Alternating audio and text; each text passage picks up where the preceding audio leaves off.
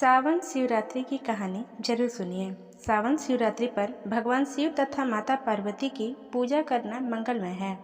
सावन शिवरात्रि पर व्रत रखने वाले भक्तों को कथा सुनना जरूर चाहिए। कहा जाता है कि कथा का पाठ करने से सावन शिवरात्रि व्रत का पूर्ण फल मिलता है। मान्यता है कि इस दिन शिवरात्रि व्रत कथा का पाठ करने से भक्तों को बहुत लाभ होता है और उनके जीवन में सुख समृद्धि का आगमन होता है। पौराणिक कथा के अनुसार वाराणसी के घने जंगल में गुरुध्रुव नाम का एक भील शिकारी अपने परिवार के साथ निवास करता था। एक दिन गुरुध्रुव शिकार करने के लिए निकल गए, लेकिन उनके हाथ एक भी शिकार न लगा। लंबे समय तक इंतजार करने के बाद वो जंगल में शिकार की तलाश करता हुआ वह एक बेल के पेड़ पर चढ़ गया। उस पेड़ के नीचे एक शिवलिंग स्थापित था। कुछ देर बाद वहाँ भटकता हुआ हिरनी आई।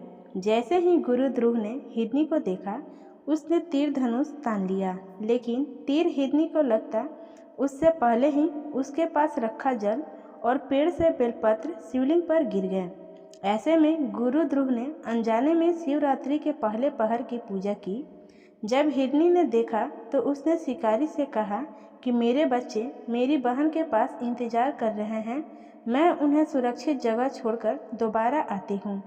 कुछ समय बाद हिरनी की बहन वहां से गुजरी और उस समय भी गुरुध्रुव ने अनजाने में महादेव की उसी प्रकार से दूसरी पहर की पूजा की। हिरनी की बहन ने भी वही दुहाई देते हुए वापस आने का वादा किया।